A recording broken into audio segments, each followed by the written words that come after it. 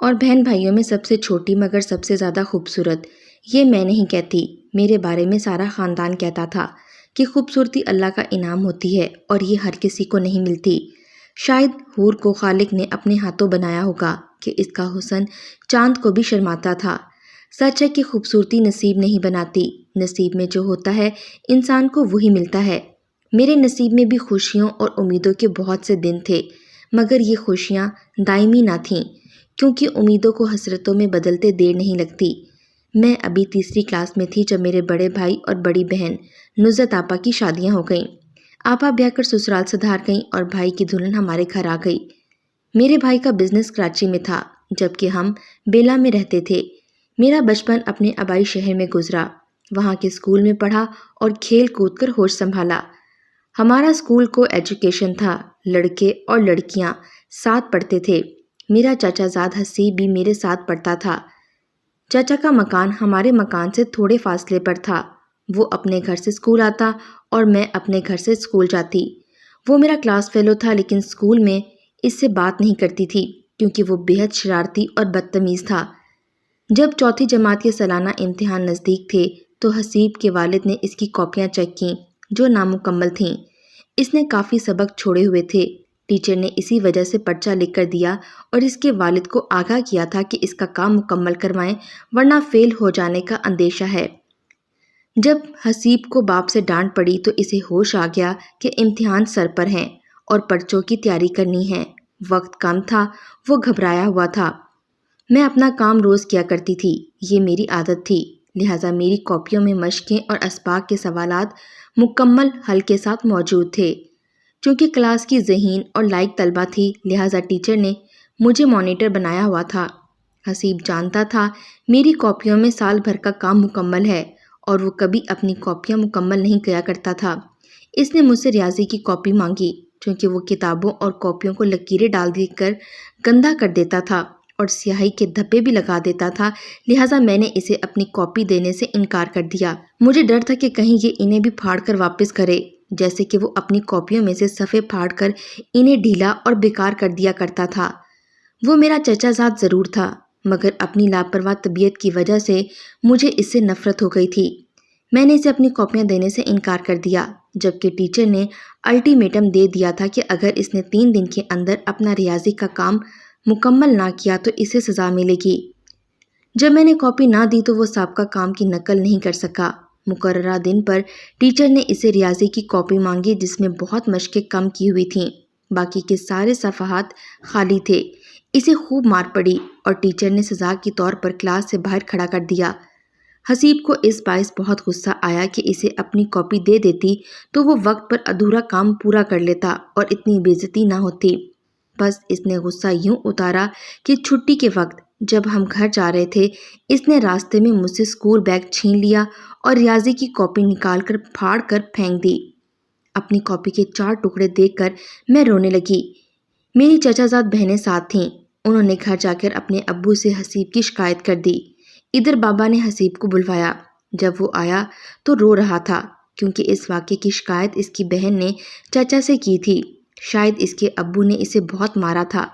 جب والد صاحب نے طلب کیا تو وہ سسکیاں لے رہا تھا اور اس کے گال سرخ تھے، ان پر انگلیوں کے نشان اس بات کی گواہی دے رہے تھے کہ وہ گھر سے مار کھا کر آیا ہے۔ والد صاحب نے اس سے پوچھا کہ تم نے حور کی کاپی کیوں پھاڑی؟ وہ رو رہا تھا اور اس سے بولا نہیں جا رہا تھا۔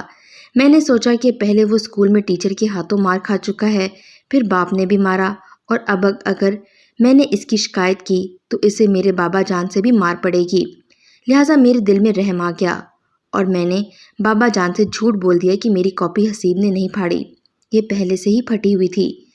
میری سہیلی نے کھینچی تو اور پھٹ گئی۔ اس بیان پر حسیب روتے روتے چپ ہو گیا۔ وہ حیران اور پریشان تھا کہ میں یہ کیا کہہ رہی ہوں، جان بوجھ کر جھوٹ بول رہی ہوں اور اسے بچا رہی ہوں۔ میرے اس طرح کہنے پر بابا جان نے اسے کچھ نہیں کہا۔ تبھی چچا ہمارے گھر آئے اور مجھے کہا، بیٹی تم اس کی پڑھائی میں مدد کر دو ورنہ یہ فیل ہو جائے گا۔ میں نے کہا چچا جان یہ زیادہ تر غیر حاضر ہوتا ہے، کیسے مدد کروں گی؟ وہ بولے تم روز اسے اپنے ساتھ اسکول لے کر جایا کرو تاکہ یہ غیر حاضر نہ ہو۔ باپ کے ڈر سے وہ روز صبح وقت پر تیار ہو کر میرے ہمراہ اسکول جانے لگا۔ یوں ہم راستے میں باتیں کرتے جاتے اور پھر ہماری دوستی ہو گئی۔ چوتھی جماعت میں اول آئی۔ حسیب بھی مر مر کر ہی صحیح مگر پاس ہو گیا۔ ہم 5ویں میں آ گئے۔ اب بھی ہم ساتھ اسکول جاتے تھے۔ میری وجہ سے اس نے باقاعدہ اسکول جانا شروع کر دیا تھا اور ہوم ورک بھی باقاعدگی سے کرنے لگا تھا۔ جو اسے نہ آتا وہ مجھ سے سمجھ لیتا۔ یوں اس نے پڑھائی میں دلچسپی لینی شروع کر دی۔ اب ہم ٹیوشن بھی ساتھ جاتے کیونکہ آگے چھٹی میں سالانہ امتحان کے بورڈ تھے۔ بڑے بھائی کا بزنس کراچی میں سیٹ ہو گیا تھا۔ انہوں نے بابا جان اور امی سے اصرار شروع کر دیا کہ میں وہاں مکان لے رہا ہوں، آپ سب لوگ وہاں شفٹ ہو جائیں۔ بھائی پہلے بھابھی اور مجھ سے بڑی بہن گل نسرین کو کراچی لے گئے۔ والدہ نے کہا کہ تبسم چھٹی پاس کر لے گی تو ہم بھی آ جائیں گے۔ جب یہ سنتی کہ ہم کراچی چلے جائیں گے تو میرا دل بیٹھ جاتا۔ مجھے اپنا چھوٹا سا شہر اور اسکول بہت پسند تھا۔ میں کہیں اور جانا نہیں چاہتی تھی، لیکن مجبوری تھی کہ والدین جہاں جاتے ہیں بچوں کو بھی ساتھ جانا پڑتا ہے۔ تب بچوں کے معصوم دلوں کی یادیں ماضی کے گرد میں بکھر جاتی ہیں۔ انہی دنوں چچا کی بیٹی رابعہ کی شادی ہوئی۔ مہندی میں سب نے چوڑیاں پہنی۔ چچی نے خاندان کی ساری لڑکیوں کے لیے چوڑیاں خریدی تھیں۔ ساری کزنز کو چوڑیاں مل گئیں مگر میں رہ گئی، ایک سیٹ کم ہو گیا تھا۔ اگلے روز رابعہ باجی کی مہندی تھی۔ حسیب نے میری کلائیاں خالی دیکھ کر پوچھا، کیا امی نے تمہیں چوڑیاں نہیں دیں؟ وہ شاید بھول گئی ہیں۔ کہا ہے کہ دوبارہ منگاؤں گی تو دے دوں گی۔ وہ اسی وقت بازار چلا گیا اور میرے لیے بہت خوبصورت چوڑیوں کا سیٹ لے کر آیا۔ اپنے ہاتھ سے میری کلائی میں پہنا کر بولا، آج رات مہندی ہے۔ وہ بھول بھی گئی ہوں گی، تمہیں چوڑیاں نہیں ملیں، اتنے کام ہیں کچھ یاد نہیں رہتا۔ اب اگر کوئی چوڑیاں لا بھی دے تو میری لائی ہوئی چوڑیاں اتار کر کوئی اور نہ پہننا۔ آئندہ بھی بس میری لائی ہوئی چوڑیاں ہی پہننا اور میں پہناؤں گا اپنے ہاتھ سے۔ مجھے چوڑیاں پہنانے آتی ہیں، تمہیں کوئی اور پہنائے گا تو وہ توڑ کر ہاتھ زخمی کر دے گا۔ کانچ کی چوڑیاں ہر کسی کو پہنانے نہیں آتی، یہ بات تم میری یاد رکھنا۔ اچھا کہہ کر اس وقت تو میں نے سر ہلا دیا، جانتی نہ تھی کہ بعد میں کبھی یہ بات نہیں بھلا سکوں گی۔ چھٹی میں وقت تیزی سے گزر گیا اور بورڈ کے سالانہ امتحان ہو گئے تو والدہ نے حکم دیا، آپ لوگ تیاری کر لو، کراچی چلنا ہے۔ میں بہت اداس تھی۔ اپنا اسکول، سہیلیاں، خاص طور پر حسیب کا ساتھ، سبھی کچھ یاد آ رہا تھا، خاص طور پر بیتا وقت اور بچپن کی یادیں۔ جدائی کی تڑپ سے دل زخمی ہو رہا تھا مگر جانا تو تھا۔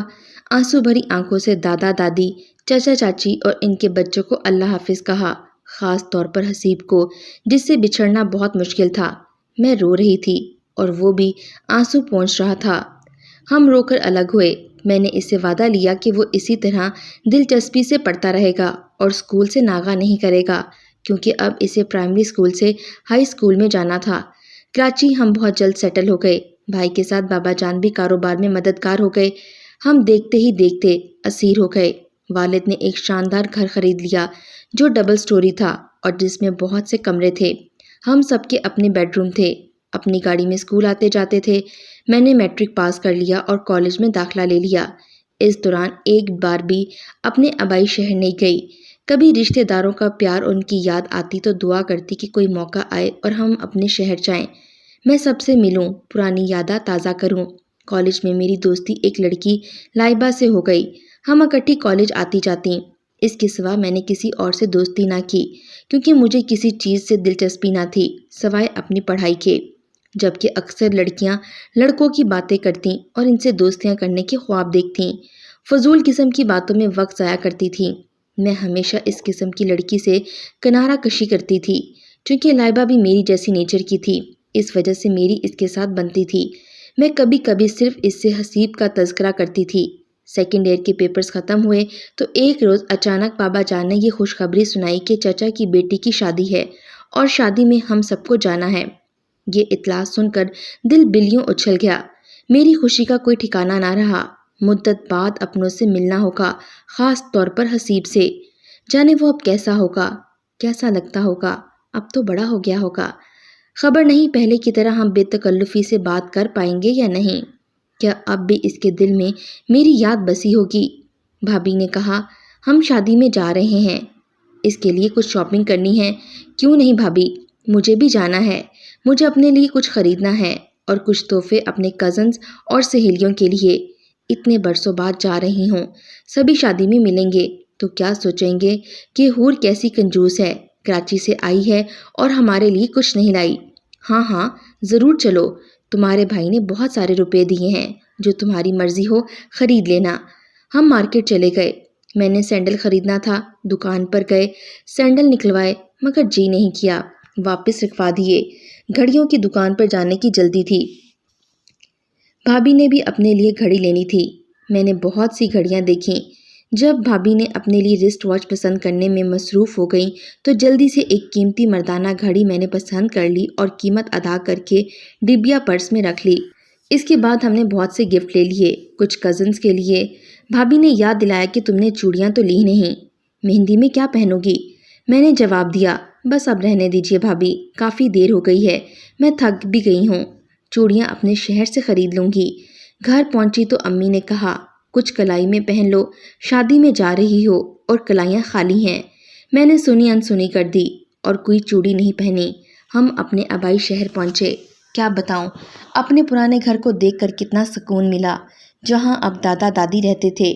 وہاں کی فضا میں سانس لیا تو روح معطر ہو گئی، پرانی یادوں کی بارات سی امڑ پڑی، جنہوں نے ٹمٹماتے جگنوں کی طرح میری ذات کو اپنے گھیرے میں لے لیا۔ میں جلد از جلد چاچا کے گھر جانا چاہتی تھی، وہ شادی کا گھر تھا، اس وجہ سے تیار ہو کر جانا ضروری تھا۔ ہم تیار ہونے لگے، بہت خوبصورت جوڑا میں نے پہن لیا اور بالوں کا جوڑا بنایا، سونے کا ہلکا سا سیٹ بھی پہنا، لیکن چوڑیاں نہیں پہنی، کلائیاں خالی تھیں۔ بھابھی نے پھر یاد دلایا کہ تمہارا سنگھار ادھورا ہے، ایک کلائی بس گھڑی میں باندھ لی، سیدھے ہاتھ کی کلائی میں چوڑیاں نہیں پہنی۔ مہندی والا گھر تھا، چوڑیاں تو پہن لو، میں نے کہا، لائی نہیں تو کیوں کر پہنوں؟ بولی، سونے کی پہن لو، تمہارے پاس تو ہیں، انہیں پہن لو، سونے کی چوڑیاں بھاری لگتی ہیں۔ مجھے سونے کی چوڑیاں اچھی نہیں لگتیں۔ چچی نے مہندی میں سب لڑکیوں کو چوڑیاں دیں، میرے لیے بھی لے کر رکھی ہوگی۔ یاد آیا، پہلی بار وہ مجھے چوڑیاں دینا بھول گئی تھیں۔ دل سے دعا نکلی، اللہ کرے اس بار نہ بھولی ہوں کہ میری کلائیاں خالی رہ جائیں۔ خیر، ہم شام کو گئے، مہمان جمع تھے اور مہندی کی تقریب شروع تھی۔ چاچی ہمیں دیکھ کر خوشی سے دوڑی آئیں، گلے لگا لیا اور حسیب کی بہن نسرین نے خوش ہو کر استقبال کیا۔ گھر مہمانوں سے بھرا ہوا تھا مگر خالی خالی لگ رہا تھا۔ میری نظریں ادھر ادھر کسی کو تلاش کر رہی تھیں۔ نسرین سمجھ گئی میں کسے ڈھونڈ رہی ہوں، وہ ہاتھ پکڑ کے مجھے حسیب کے کمرے میں لے گئی جو بستر پر نیم دراز تھا۔ میں نے کہا، واہ، بہن کی شادی ہے اور تم یہاں پڑے ہو جیسے کسی پڑوسی کے گھر میں شادی کی تقریب ہو رہی ہو۔ مجھے اچانک سامنے دیکھ کر تو وہ چونک کر اٹھ بیٹھا۔ تم کب آئی؟ کتنے دنوں بعد آئی ہو؟ کتنی بڑی اور لمبی ہو گئی ہو، اور تم بھی تو اتنے دراز قد کے ہو گئے ہو جیسے کھجور کا درخت۔ تمہیں تو میں ہمیشہ درخت ہی لگتا تھا اور اب بھی درخت کہہ رہی ہو۔ اس کے چہرے سے خوشی چھپائے نہیں چھپ رہی تھی۔ نسرین مجھے حسیب کے پاس بٹھا کر کمرے سے چلی گئی، تبھی اس کی نظریں میری کلائی پر پڑیں۔ سارا سنگھار کیا ہے مگر 16 سنگھار نہیں کیا، وہ کیا ہوتا ہے؟ میں نے حیرت سے اسے دیکھا۔ چوڑیاں نہیں پہنی؟ کیوں؟ میں ماضی کی دنیا میں کھو گئی۔ تمہیں نے تو کہا تھا کسی اور سے کانچ کی چوڑیاں نہ پہننا ورنہ ہاتھ زخمی ہو جائے گا۔ ہر کسی کو کانچ کی چوڑیاں پہنانے نہیں آتیں۔ میرے اس فکرے پہ مسکراہٹ اس کے لبوں پر پھیل گئی۔ جلدی سے الماری کھولی اور ڈبیا نکال کر چوڑیاں میرے کلائی میں پہنا دیں۔ کہنے لگا، مجھے یقین تھا میری کہی ہوئی بات تم نے یاد رکھی ہوگی، تبھی تمہارے لیے میں نے یہ چوڑیاں خرید لی تھیں۔ تم آؤ گی تو پہنا دوں گا، اور میں نے بھی ایک چیز لی ہے تمہارے لیے۔ کیا ہے؟ کراچی کا تحفہ، یہ کہہ کر گھڑی نکال کر اسے دی۔ اسے پہن لو، تم پہنا دو میری کلائی میں۔ تبھی کسی آنے کی آہٹ محسوس ہوئی۔ میں نے کہا، تمہیں چوڑیاں پہنانے آتی ہیں مگر مجھے گھڑی پہنانا نہیں آتی، تم خود پہن لو۔ یہ کہہ کر تیزی سے کمرے سے نکل آئی۔ شادی میں تمام وقت میں بہت خوش رہی، اڑی اڑی پھرتی رہی۔ لگتا تھا وہ خوشیاں جو دور چلی گئی تھیں آج پھر سے پلٹ آئی ہیں اور بہت قریب آ گئیں۔ وہ ساری مسرتیں جن کی چاہ میں نے اتنے دن جدائی کے کاٹے تھے۔ شادی کا ہنگامہ ختم ہو گیا۔ ہفتہ بعد ہماری واپسی کی تیاری ہونا تھی اور دل ابھی سے دھڑک رہا تھا جیسے کوئی بہت بڑی بات ہونے والی ہو۔ اگلے دن چاچی سے ملنے خاص طور پر گئی۔ وہ مجھے دیکھ کر معذرت کرنے لگیں، بیٹی معاف کرنا، میں پھر بھول گئی، تمہیں چوڑیوں کا سیٹ دینا تھا۔ حالانکہ تمہارے لیے لیا بھی تھا، مگر شادی کے ہنگامے میں دینا یاد نہیں رہا۔ کوئی بات نہیں چچی، میں نے خرید لیا تھا اور پہن بھی لیا۔ یہ دیکھیں، مجھے پتہ ہے آپ کی یادداشت کا، بھول جاتی ہیں آپ ہمیشہ۔ وہ اور زیادہ شرمندہ ہو گئیں، گلے لگا کر پیار کرنے لگیں، پھر کہا آئندہ ہرگز نہیں بھولوں گی۔ حسیب کی شادی پر۔ حسیب کی شادی پر؟ میں نے حیرت سے پوچھا۔ چاچی، کیا حسیب کی شادی ہو رہی ہے؟ ہاں بیٹی، جلدی اس کا گھر بساؤں گی، اکیلی رہ گئی ہوں نا، اب اس کی باری ہے۔ کس کے ساتھ ہو رہی ہے حسیب کی شادی؟ میں نے امید بھرے لہجے میں پوچھا۔ تمہاری بہن کے ساتھ؟ ابھی کل ہی تو بڑے بھیا اور بھابھی سے بات طے ہوئی ہے۔ مجھے لگا جیسے چاچی نے میری روح کو میرے بدن سے کھینچ لیا ہو، جیسے وہ ساری چوڑیاں جو میرے سیدھے ہاتھ کی کلائی میں کھنکھنا رہی تھیں، انہیں توڑ کر کسی نے میرے جسم کی رگ رگ میں اتار دی ہوں۔ میں نے جلدی سے اپنے آنسوں کو آستین سے پونچھ لیا اور اللہ حافظ کہہ کر ان کے گھر سے نکل پڑی۔ گھر پہنچی تو مجھ سے بڑی بہن روحانہ اور حسیب کی شادی کا چرچا ہو رہا تھا۔ بابا جان کہہ رہے تھے مارچ میں ان کی تاریخ رکھ لیتے ہیں، روحانہ کے فرض سے فارغ ہو جاؤں تو پھر حور کے رشتے کے بارے میں سوچیں گے۔ تبھی امی نے کہا ہاں، اس کے بعد حور کی باری ہے، وہ سب سے چھوٹی اور آخری ہے۔ جب تک روحانہ کی شادی ہوگی وہ BA کر لے گی۔ اور میرا دل خون ہو گیا۔ میں نے اندر جا کر چوڑیاں اتار کر ڈبے میں ڈال دیں۔ سوچا کہ یہ باری بھی عجیب چکر ہوتا ہے، ماں باپ لڑکی کی پسند ناپسند دیکھتے ہیں اور نہ مرضی پوچھتے ہیں، مگر باری کا خیال ضرور رکھتے ہیں۔ مارچ بھی آ گیا، بہار کا موسم، چاروں طرف پھول کھل گئے، مگر میرے دل کا چمن سوکھ گیا۔ نہیں معلوم حسیب کے دل کا کیا حال ہوا۔ اس کے بعد میں نے اس سے بات نہ کی، یہاں تک کہ میری باری آ پہنچی اور میری شادی تایا ابا کے چھوٹے بیٹے فخر سے ہو گئی، کیونکہ میری طرح اس کی باری آ چکی تھی۔ حسیب نے مجھے کانچ کی چوڑیوں کا تحفہ میری شادی پر بھجوایا تھا، مگر میں نے نہیں پہنا، کوئی پہنانے والا ہی نہیں تھا، اور میں کسی اور سے چوڑیاں پہن کر اپنے ہاتھ کو زخمی نہیں کرنا چاہتی تھی۔